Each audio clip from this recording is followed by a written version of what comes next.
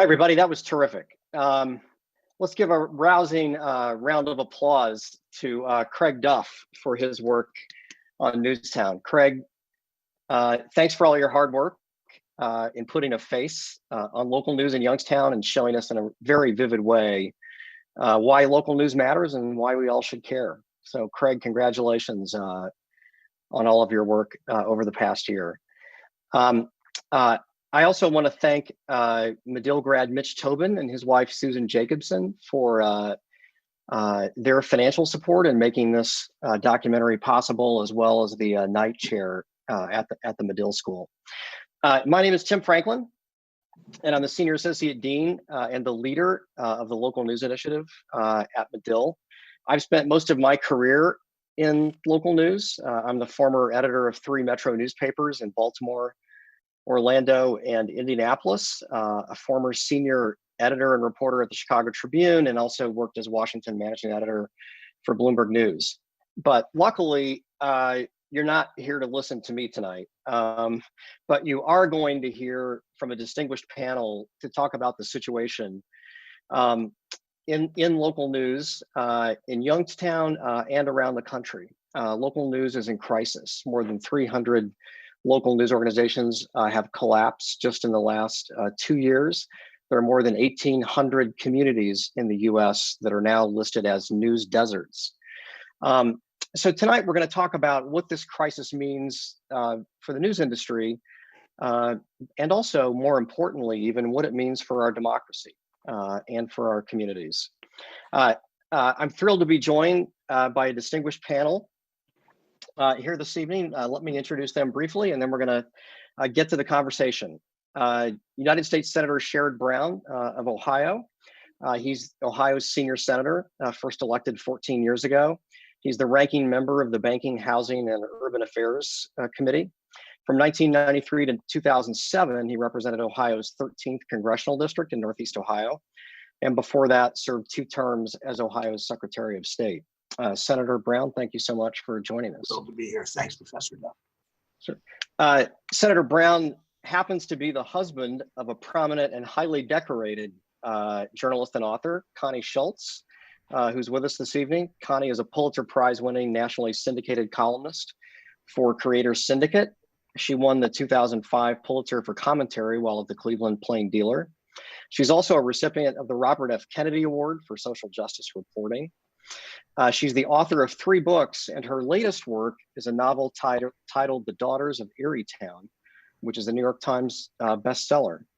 Connie and the senator live in Cleveland, a little more than an hour from Youngstown, with their rescue dogs, Walter and Franklin, a great name if I do say so myself. I'd also like to introduce Jamael Tito Brown, is the mayor of Youngstown. He was elected the 51st mayor of the city in November 2017. Before that, he was the chief deputy treasurer of Mahoning County and director of the city's Human Relations Commission. He's a lifelong resident of Youngstown. Mayor, thank you for being with us. I'd also like to introduce Nancy Lange. She's the chief executive officer of the Local Media Association. LMA works with more than 2,800 local newspapers, TV and radio stations, and digital news sites. LMA's mission is to help local media companies discover and test business models that will support local news. Last year, Nancy won the award as the top innovator in the local media industry, and one that's exceedingly well-deserved, I might add. And finally, I'd like to introduce David Folkenflik. He's the chief media correspondent for NPR News and the host and editor of the show On Point. His reports can be heard on All Things Considered, Morning Edition, and Here and Now. He's a 5-time recipient of the National Press Club's Press Criticism Award. He's the author of the book Murdoch's World. I had the great privilege of working with David at the Baltimore Sun, where he covered higher education, national politics, and the media. So welcome to all of you, and thanks so much for being here. Really grateful for your time. So I'm going to pose some questions. We're going to dive right in. And Senator Brown, I'm going to start with you because I understand you may have a vote that you need to cast this evening. So the Youngstown Vindicator was one of 138 daily and weekly newspapers in Ohio to close its doors since 2004. That's a 40% decline in local news outlets in the state during that period, according to a study at the University of North Carolina. How does this precipitous drop in local news affect the citizens of Youngstown and other communities in Ohio and around the country? What's being lost? Well, thank you, Professor Franklin. And I will answer that question, then I'm going to go up and vote and come right back. And the panel obviously can do very, very well.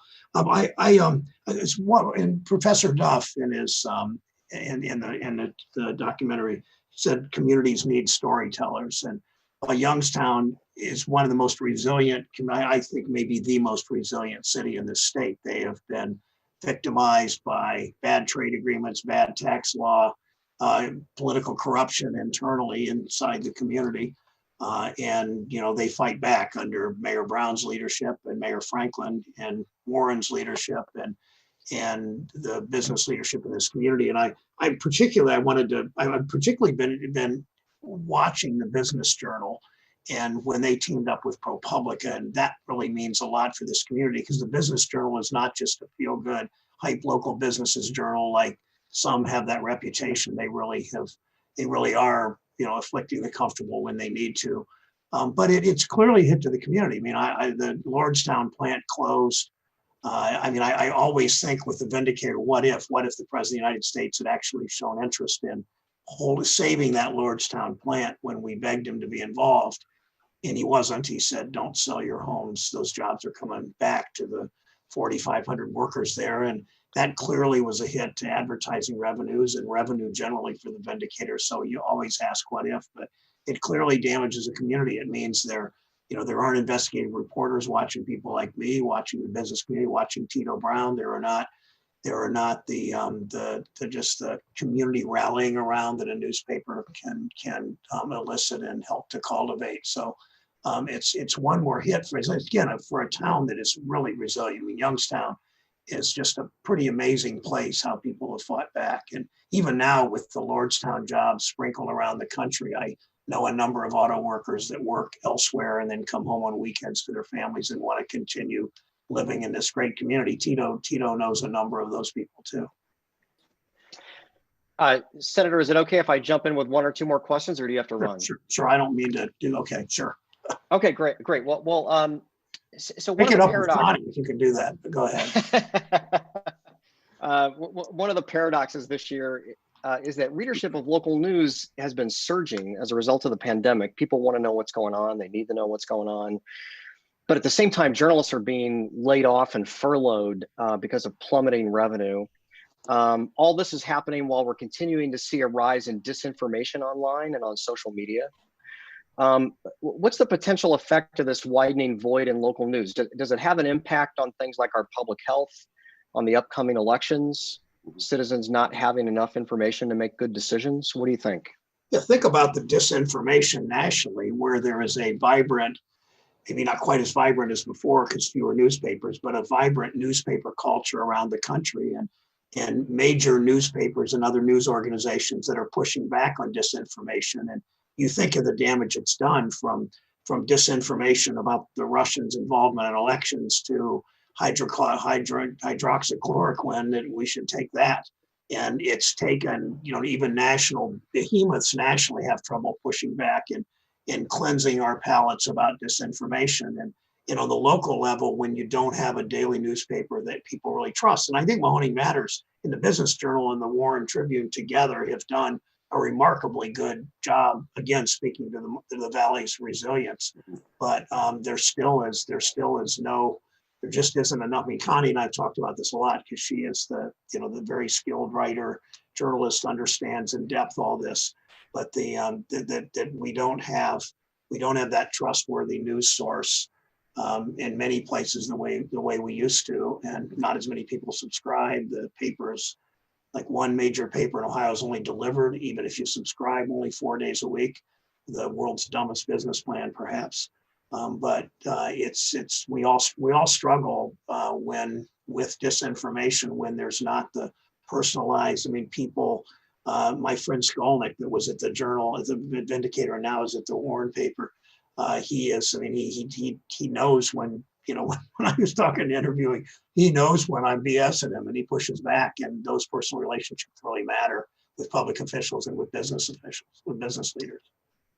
Absolutely. Well, Senator, let's talk about whether there's anything Congress can or should do about the local news problem.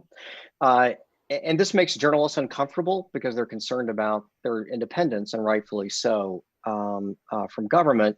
But there are a couple of proposals pending in Congress to help the struggling local news industry, including the Bipartisan Journalism and Competition Preservation Act.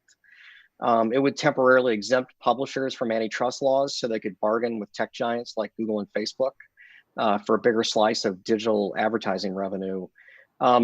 What are your views on that bill, if you've had a chance to look at it, and what do you think? I would support that. I'm not a lawyer, so I'm certainly not an antitrust lawyer, and I always worry about weakening antitrust laws, although we've had presidents, this one now, and frankly, presidents in both parties who have been reluctant to use antitrust, the tools they have, and our banks are too big, our media giants are our tech giants are way too big. I think part of this is pushing back on their power generally. I would be willing to vote for something that would give temporary exemptions so that the real media could fight back against the tech giants. I'm no expert in that, but I am always concerned with weaker antitrust laws. But we've got to do a lot of things with the tech companies in the next 5 or 10 years, maybe in the next year or two, much beyond the question you ask about newspapers, I think. Yeah, by some estimates, just Google and Facebook are eating up 70% of all new digital ad revenue in America. So it's a real issue. And then before you have to go, specifically, do you have some ideas about the role that the federal government might be able to play in helping local news? Would you consider any legislation yourself to help? I just don't know. I'm not an expert on this. I would do whatever we could constitutionally and legally do. I mean, our federal government is so failed on response to this coronavirus. You said there's more people want to read more information. I mean, one of the big things we've done that's damaged Youngstown is there are 600,000 Ohioans who lost their unemployment insurance because the president and the leader in the Senate just won't bring a bill up after the House passed it. And that diminishes revenues for everybody. That's $600 to 600,000 Ohio unemployed workers. Thousands of them live in tens of thousands live in Mahoning Valley. And that $600 isn't in workers' pockets, laid off workers' pockets. So they're not spending it in local businesses in the Valley. And that depresses the economy overall, depresses revenues to the Business Journal and to Mahoning Matters and the Warren Tribune / Vindicator. So I mean, I think you start with what are we doing about schools and local governments and workers, laid off workers generally. So that's the issue to me right now. And how would you feel about any kind of direct grants or subsidies? I'd consider it. I mean, we do direct grants for small businesses during this coronavirus. So I'm hopeful that we think of some creative ways to do that. Yeah. Okay. All right. Thank you. Thank you, Senator. All right. Thanks. Appreciate it. Mayor Brown, to you next. From your perspective, as the leader of the city, what's been the impact of the closure of the Youngstown Vindicator this past year? I think, and thank you, Professor Franklin, for having me, and for all the panelists that are here. I was just waiting just to sit back and listen to how you interpret this film, and Craig, you did a great job capturing the city of Youngstown. I think what it tells you is that it's the sustainability. People want something stable. And I think someone talked about that earlier, where, if you go to the Vindicator, here's what you get. It's consistency. And I think the sustainability is what we need in a community like Youngstown, Ohio. One of the things I always look for, and I think I talked about it, is that, Youngstown's had our past, used to be story, but also what's our future story. And you would look for the Vindicator to make sure that they would continue change. When you flip the page to the next chapter, they'll write about it. They've been writing about it for the last 150 years. I mean, we're dealing with, right now, one of the biggest economic crises that we have. Census 2020 is here. COVID-19, unrest, civil unrest. I need something consistent. I need to know where to go to find the information, and I want the facts. I don't want the fear. I want the facts. And I think that's what happens when you don't have that stable cornerstone in your community like Youngstown, Ohio, and the Vindicator.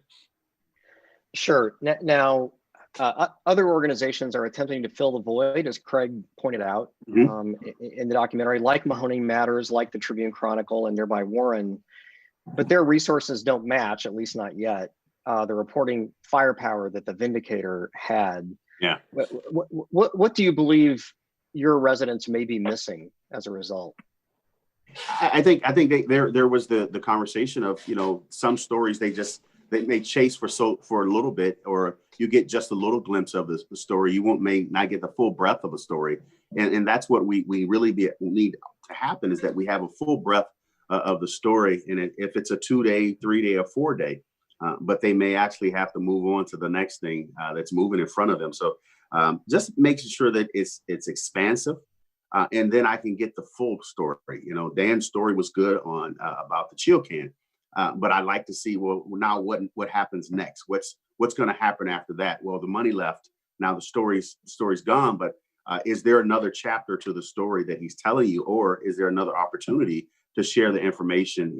Always, the closing curtain or last curtain of a play, you want to stay for that. That's the best part. So we really want to start making sure that we cover those great parts in the community, and that we may miss because we have to go to the next story.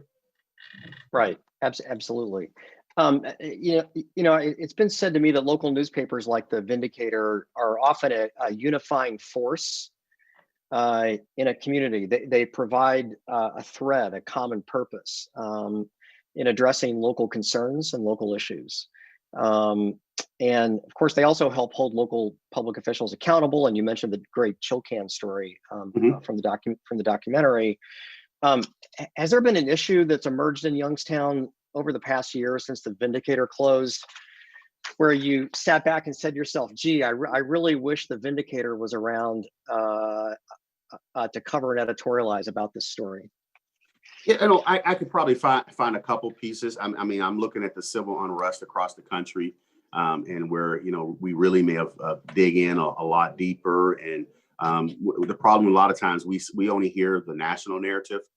For me, I want it to be the local narrative, because we have some great men and women in law enforcement that do a great job. They get kind of maybe shuffled into the mix of the national narrative and not the local narrative. I just want to maybe spotlight when Youngstown's doing well. I don't want to hide. I don't want to not shine. I was always a player in football, and the coach said, if you did a good job, I'll let you know. But if you need to get a room for improvement, I'll let you know as well. And I think we want to make sure that we highlight those pieces as well, and specifically when it's coming to civil unrest and the law enforcement across the nation. Right. No, I totally understand that. Connie, you grew up in Ashtabula, Ohio, not far from Youngstown, and you've spent nearly 2 decades as a Pulitzer Prize-winning columnist at the Cleveland Plain Dealer. You know Northeast Ohio better than almost anyone. You just published your novel, Daughters of Erie-Town, which explores rural Northeast Ohio across 3 generations of women. How do you see the diminishment of local news and its effect on Northeast Ohio? Well, I look at how we're covered by reporters who don't live here, for example. As you know, I'm a professional resident at my alma mater, the journalism school at Kent State. And I tell my students all the time, particularly during election seasons, you can find somebody to say something stupid on any street corner in America. And unfortunately, they tend to come to Ohio for it. And it's not that we're not going to find those things when we're doing stories, but we know that there's a deeper story to be told in any region, including our own. So that concerns me a lot about the national narrative, because it can affect the self-confidence of an entire community, an entire town, because we are the storytellers. When we are, one of the things I loved about being a regional columnist is I ran into people who read me all the time, and I'm syndicated now, but it's not the same thing, right? I also think we can't ignore something else that we seem to be avoiding at the moment, but we've got a president right now who is calling us the enemy of the people. And if you don't think that's seeping in to regular coverage, I keep thinking about this happening 2 years ago. I went to the home opener of the Indians, which I tend to do because of the lunatic Indians fan I'm married to. And a journal wanted me to interview people about Chief Wahoo, because that was when the team announced that it was no longer going to be on the uniforms. And it is the first time in my entire career here in Cleveland, I've been a journalist in this area for more than 30 years, where repeatedly I was being called fake news just for asking their opinion. I'd go up to people who had Chief Wahoo on, right? Wow. And where I had to repeatedly point out security cameras to them so that they knew where they were, because they were getting so aggressive. I don't think we can have this conversation without at least acknowledging that that is happening to journalists all around the country. And it has really eroded trust in journalists by certain percentages of our population. So what struck me so much about watching that film, and oh, Craig, you really, the way you honor the storytellers as well as the region they're covering is just really hit me. These journalists, all they want to do is be journalists. With everything else that's still going on, they just want to be journalists. They want to tell the stories. They are working for peanuts to be able to do this. What I do think also has been happening in the region, Tim, when you asked, is that with the coronavirus in particular, people are starting to understand what they're missing now and what they needed. And the thing is, all this talk of digital journalism is great, but the older readers and some of the most vulnerable populations in this COVID disaster are people who relied on print newspapers for their information. We live in zip code 44105 in the city of Cleveland, had the highest foreclosure rate in the country in the first half of 2007. I see people every day who are among the most vulnerable, and I don't know where they're getting their information right now. The concern is what everyone's expressing. Is it too late? Is it too late to bring back some of what we counted on and what we relied on? Print, probably. So how do we help people find the information that they need? And first of all, how do we provide it? That's always been the issue. But my students, many of them are from the Youngstown area. To hear them talk about who they think they are now, because there is no Vindicator in a single year, has had quite the impact on me as a professor. Wow. Well, let's drill down a little bit more on the impact on citizens in Northeast Ohio, and then we're going to circle back and talk a little bit more about the future of local news. But you have a well-deserved reputation for giving voice to the underprivileged and the ignored. Are their voices being reflected in local news now? Are there enough journalists doing that kind of original reporting, do you think? And what are the consequences for them if their stories aren't being told? Well, those people we always call the underdogs, those are my people. I come from the first in my family to go to college. I remember, I was just conveying this to my students a few days ago, right after the election, an editors organization invited me to Washington to be part of a panel discussion. And my segment was coverage of the election. And one of the editors stood up and said, I don't understand, how did we miss all these Trump voters? How did we not know that? And I said, well, your party problem, keep hiring people from the Ivy League schools instead of more students like mine, because they're living in these communities, they're related to people who are voting for Trump. They certainly know people in wherever they were in terms of where they could have been working, but they weren't the ones you were hiring. Now, I have been accused of being a reverse snob, that I think working class people are superior. I can't deny that.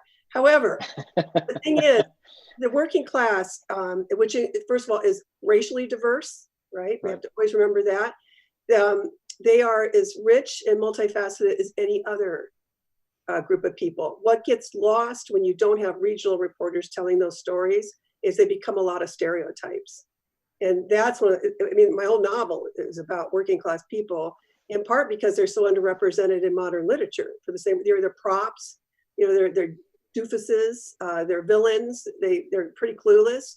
When that doesn't at all represent these wide swaths of population. I've known so many auto workers from Lawrencetown, and I have family who are auto workers. And you don't have to know many of them to understand they're just as, I'm repeating myself. There's a lot to be covered there. If you don't live in the community that you're covering, it doesn't mean you can't be a great national reporter. David is an exemplar of that. I mean, but on the other hand, he's also dives deep into the research, dives deep into the interviews. If everyone was doing that, I wouldn't be as concerned as I am right now. We're an easy prop too often. Right, and you make a great point about how the media missed the election in 2016 and the Trump story because there weren't enough local reporters, talking to people like the folks you're talking about. So speaking of David, let's turn to David Folkenflik. And I want to open the aperture a little bit on the national local news problem, David. How is Youngstown similar or dissimilar from what you see happening in local news across the country? Youngstown's believed to be the largest U.S. city with no daily newspaper based there. It's also become an incubator for experimentation. We talked about the Google McClatchy Mahoning Matters experiment going on there. From your perspective, and you've been covering this issue a lot, what do you think? Well, first, I want to show deference to the journalists who are of Youngstown and of Ohio and recognize that being on the ground means you do know more. You just do. You don't want simply foreign reporting to be done from an armchair somewhere. I'm traveling even less than I did a year or two ago, right? At the moment, we all are. And I'm humbled by that and admiring both of the work that Connie does, but also people like Craig who put together just a tremendous report, a narrative sustained by fact, not simply a story to be spun.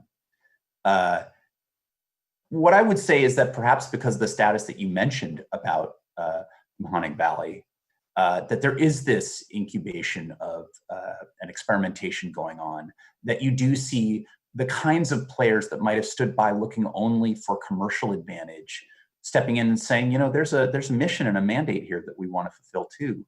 The business journal articulating an ambition beyond the narrow confines of business and industry and finance and commerce. Another regional newspaper, but a small one, saying we want to go in there. Now, I will note they took over the name and added some bodies and some real ambitions, but it's not as though they're reestablishing even half the newsroom there. It's a modest cadre and core. But you're seeing Google paired with McClatchy. You're seeing ProPublica, I guess, paired with the Business Journal, and you're seeing Report for America show up and really try to find ways to make things happen. These are important players and actors. They are not a replacement. They are not a solution. But without them, the impoverishment of journalism and therefore of the people's understanding of themselves really would diminish in a much more steep way. I'm so admiring of the people who are sticking around and saying, these are my folks. This is my community. Let's find a way to make it work. And I wouldn't look askance at anybody in that situation and said, I can get a job in Oakland. I can get a job in Dallas. I'm going to go do this for myself and my family. But still, for those who stay, they are trying to fulfill this job. I mean, one of the secrets on NPR, and throughout most newsrooms, actually, those that are trying to eke out a profit, is that the reason you do this ultimately is for two reasons. You want to have fun, and you want people to be not just consumers, but informed enough to be good citizens.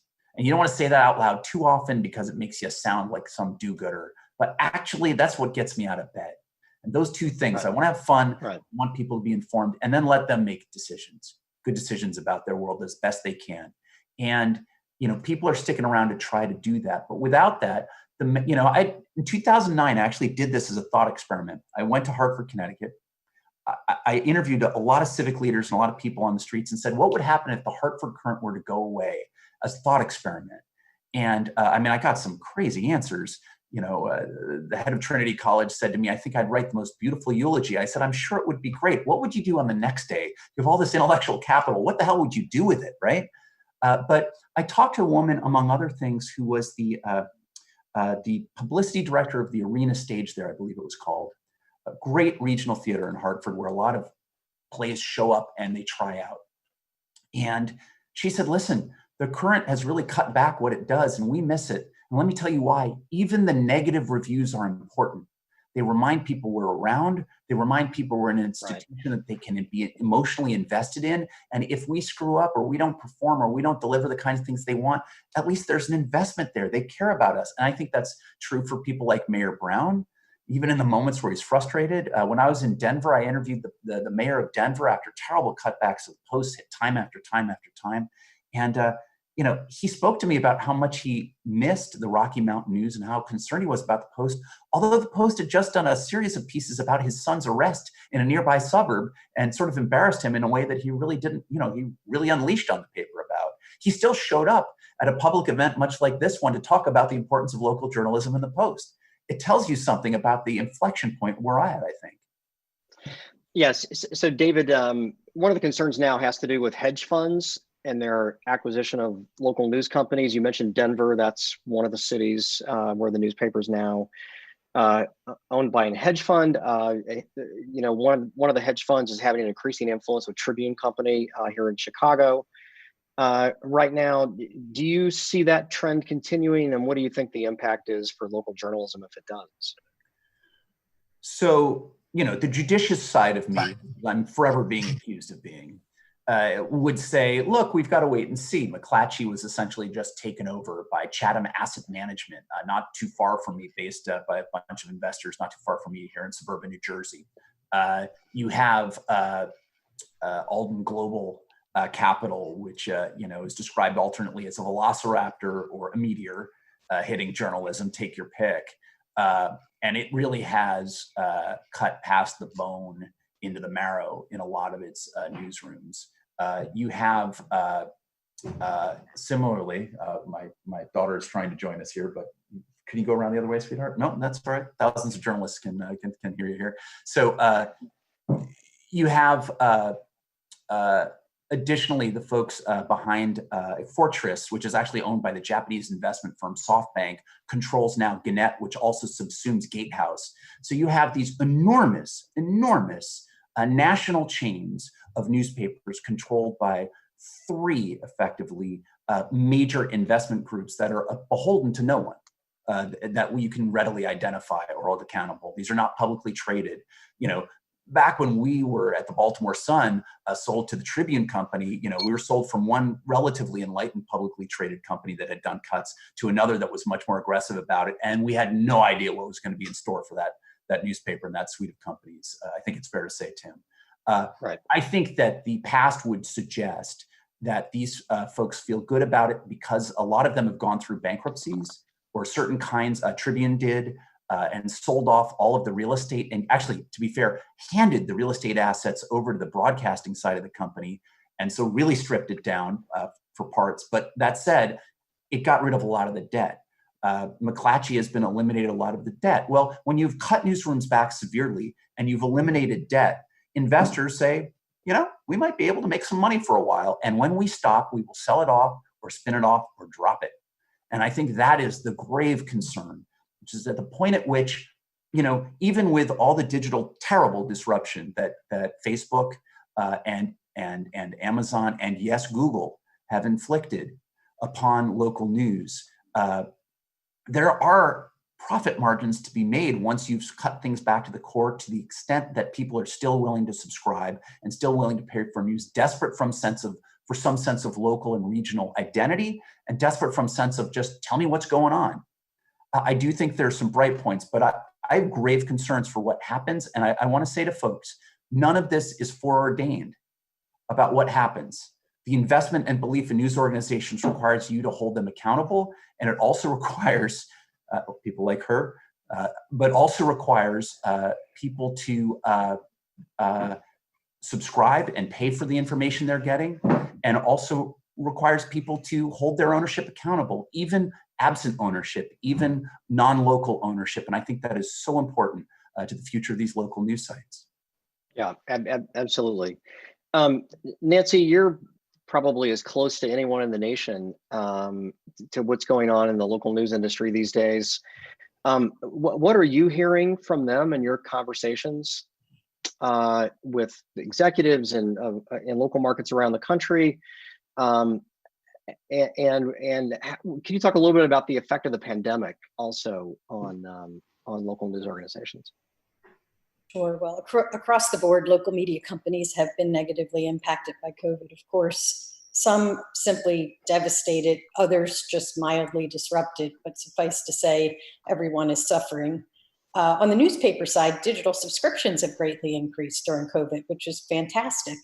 But other revenue streams, such as events and advertising, have plummeted. So I would say many are in survival mode right now, but they are turning to new business models, such as funding journalism through philanthropy, which we're really high on. And the good news is that COVID has forced a lot of newspapers to accelerate their transition to digital. A great example is the Houston Defender. It's an African-American newspaper, and prior to COVID, they had less than 4% of their revenue coming from digital. They're now probably at about 25%, representing a few $100,000 to their operation, led by virtual events, email newsletters, and community contributions. So if there is a bright side, it's forcing media companies that were still very print-centric to get their act together on the digital side. Yeah, absolutely. There is an upside, although it's hard to realize that at some point. Do you see it has accelerated this trend toward reader revenue or digital subscriptions and memberships, and the Salt Lake Tribune became a nonprofit recently. Do you see a new business model emerging yet for local news? So we're very high on reader revenue. We don't think digital subscriptions are for everyone. If you're the Seattle Times or the Dallas Morning News, it is a no-brainer. If you're a small local media outlet like the Vindicator, it is really hard. And unless you're willing to make major investments in your newsroom, technology, marketing, and more, you're not going to win in that space. So we're bullish on contributions, membership models, other reader revenue streams that could help smaller newspapers. But it also depends on the ownership, right? We just talked about ownership. I look at the Post and Courier in Charleston, South Carolina. They have a newsroom of over 90. That's more than the Denver Post. Local ownership, lots of runway, not worried about the bottom line at this point in time, worried about local journalism and figuring out sustainability for the paper long term. And so digital subscriptions are working well there. So we do see some small and mid-sized markets where they're working, but you have to have the right ownership structure and the willingness to invest. Yeah, no question. Nancy, last question. I want you to put your prognostication hat on for a second. What do you see local news looking like in the next year or two? Will we see more print editions go away? Will we see more nonprofits? Will we see more local ownership? What do you see? Yeah, well, first of all, Craig, you had me in tears because there will be more Youngstowns, right? We know that. I'm worried about Cleveland, for example, and Pittsburgh. Like they are two major cities that I think could be the next two news deserts and lose their daily newspapers. But we believe a healthy local ecosystem requires many players, and we're rooting for all to win. That's why we like what's going on in Youngstown. We like that Mahoning Matters came in and that Google made the investment. And I know Mandy Jenkins is watching this, and I would say they're doing a really good job. We're happy that a neighboring newspaper came in and is also filling part of that void. But everybody won't survive. It's just not going to happen. Everybody doesn't have the right business model. The ones that will survive will be mission driven with very strong local leadership. Digital news sites, jury's out on that business model. There are very few Texas Tribunes out there. But we do think they're making good progress, and we will figure out a model for digital going forward. It's hard. All of this is hard. We do think there'll be more nonprofits, but we don't think that's the only answer. And we do represent broadcasters. We think they're going to be fine, severely disrupted, but fine. They've been planning for a long time. They saw what happened in the newspaper industry. They are making great progress on the digital side.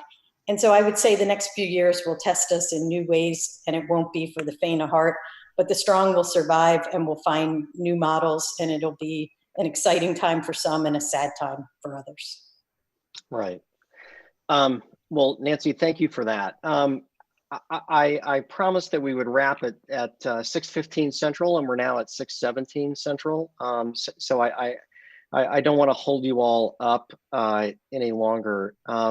Is there anything else anybody on the panel would like to add before we sign off? Or Craig, is there anything you wanted to add? And thank you again so much for just an incredible documentary.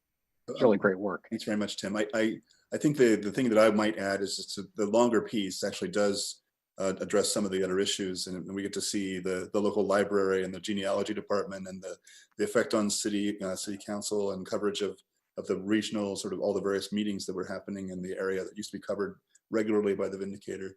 And we see, even a local funeral director looking at the obituaries and the other ways that people use the newspaper. And so I'm hoping that people will go and see the more expanded version, the 52-minute version. We'll launch tomorrow.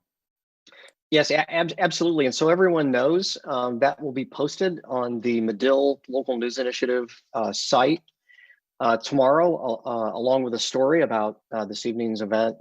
So just Google Medill Local News Initiative, and you'll be able to see the full version of the documentary. So Craig, thanks for mentioning that. Really appreciate it. If nothing else, I want to extend another thank you to all of the panelists tonight.